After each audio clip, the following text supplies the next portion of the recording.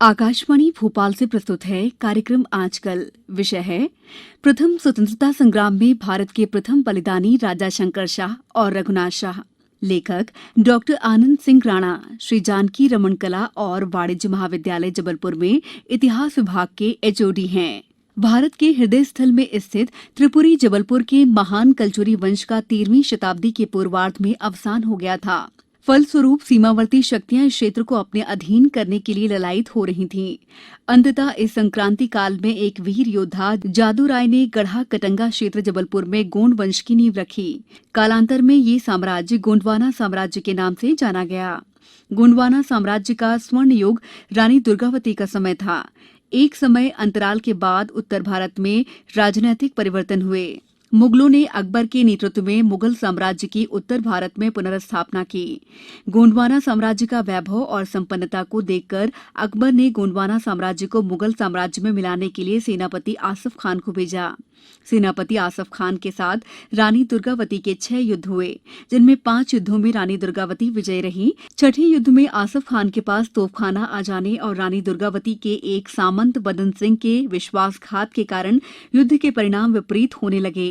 तब रानी दुर्गावती ने 24 जून 1564 को अपने महावत के हाथों से कटार लेकर अपने प्राण दे दिए। इसके बाद दलपति शाह के छोटे भाई राजा चंद्र शाह गोंडवाना साम्राज्य के राजा बने और ये साम्राज्य मुगलों के अधीन आ गया। राजा चंद्र शाह की 11वीं पीढ़ी में राजा शंकर शाह का जन्म मंडला के किले में हुआ। इनके पिता का नाम सुमेर शाह और दादा का नाम निजाम शाह था। सन 1818 में गोंडवाना साम्राज्य मराठाओं के हाथ से निकल गया। अंग्रेजों ने मंडला को अपने अधीन कर लिया और मध्य प्रांत में मिला लिया। इसके बाद राजा शंकर शाह और कुंवर रघुनाथ शाह को जबलपुर में गढ़ापुरवा के पास के 3 गांव की जागीर देकर पेंशन दे दी गई। राजा शंकर शाह अंग्रेजों के इस दुर्व्यवहार के विरुद्ध थे और अंग्रेजों से स्वतंत्रता चाहते थे। आगे चलकर महारथी शंकर शाह और कुंवर रघुनाथ शाह ने सन 1857 के प्रथम स्वतंत्रता संग्राम में तोप के मुंह से उड़कर संपूर्ण भारत में किसी भी रजवाड़े परिवार की ओर से प्रथम बलिदान दिया। 19वीं शताब्दी मध्यान्ह तक अंग्रेजों के अत्याचार और अनाचार चरम सीमा पार कर गए थे।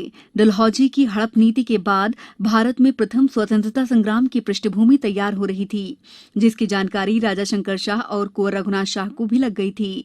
जबलपुर स्थित गढ़ापुरवा में मंडला, सिवनी, नरसिंहपुर, सागर, दमोह सहित मध्य प्रांत के लगभग सभी रजवाड़े परिवार, जमींदार, मालगुजार के साथ 52 गढ़ों से सेनानी भी मिलने आने लगे थे। अंततः 18 सितंबर 1857 को प्रातः 11 बजे 33वीं मद्रास नेटिव इन्फेंट्री सहित 5000 सैनिकों के घेरे में रेसिडेंसी के सामने राजा शंकर शाह, रघुनाथ शाह को तोप के मुंह पर बांधा गया। चारों ओर अपार जनसमूह उमड़ आया था। पिता और पुत्र शांत चित्त होकर खड़े थे। उनके चेहरे में किसी भी प्रकार के भय के लक्षण नहीं थे। लेफ्टिनेंट क्लार्क के तोप के गोले से उड़ाने के आदेश के पूर्व राजा शंकर शाह ने उस स्वरचित कविता का प्रथम छंद गाया, जिसमें अंग्रेजों के सर्वनाश की प्रार्थना की गई थी, जिसे अंग्रेजों ने अपराध का एक आधार बनाया था। कविता का अंग्रेजी अनुवाद जबलपुर के कमिश्नर एरिस्किन ने किया था। कविता का प्रथम छंद राजा शंकर शाह ने इस प्रकार गाया। कालिका भवानी माए अरज हमारी सुन, डार मुंड माल गरे खड़क कर धर ले, सत्य के प्रकाशन ओ असुर विनाशन को, भारत समर माही चंडिके सवर ले, झुंड झुंड बैरिन के रुंड मुंड झारी झारी, सोनित की धारन ते खप्पर तू भर ले, काहे रघुनाथ शाह माँ फिरंगिन को काटी काटी, किलकी माँ कलेऊ खूब कर ले। इसके बाद लेफ्टिनेंट क्लार्क ने तोप चलाने का आदेश दे दिया था और भयंकर गर्जना के साथ चारों तरफ धुआं भर गया। राजा शंकर शाह और रघुनाथ शाह के हाथ पांव तोप से बंधे रह गए। शेष शरीर के मांस के लोथड़े और हड्डियां 50-50 गज दूर जाकर गिरी, जिन्हें उनकी वीरांगना पत्नियां क्रमशः फूल कुंवर और मन कुंवर ने एकत्रित किया और कुंवर रघुनाथ शाह के पुत्र लक्ष्मण शाह ने अंतिम संस्कार किया। राजा शंकर शाह और कुंवर रघुनाथ शाह के विचार फलीभूत हुए कि हमारे इस बलिदान के बाद सारे मध्य प्रांत में अंग्रेजों के विरुद्ध स्वतंत्रता संग्राम छिड़ जाएगा। और वैसा ही हुआ।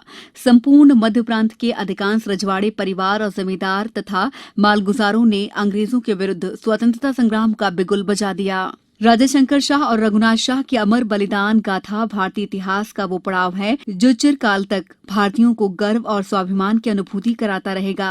साथ ही वर्तमान और भावी पीढ़ी को स्वतंत्रता के लिए चुकाई गई कीमत का एहसास कराएगा, जिससे राष्ट्रवाद और देशभक्ति की भावना प्रबल होती रहेगी तथा यही भाव जागृत होंगे कि मैं रहूं न रहूं, मेरा ये भारत देश रहना चाहिए।